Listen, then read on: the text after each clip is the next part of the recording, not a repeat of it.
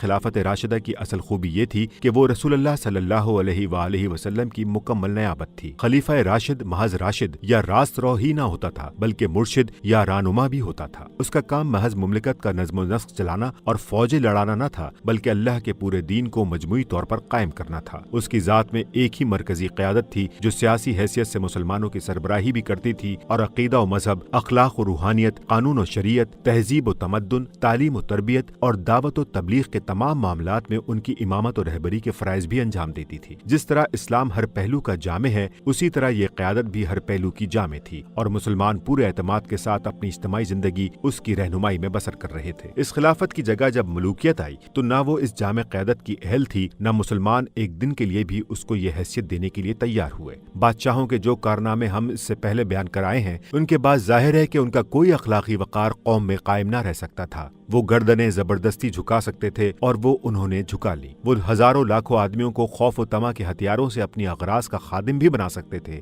اور انہوں نے بنا لیا، مگر وہ دل نہیں جیت سکتے تھے کہ لوگ ان کو اپنے دین کا امام بھی مان لیتے۔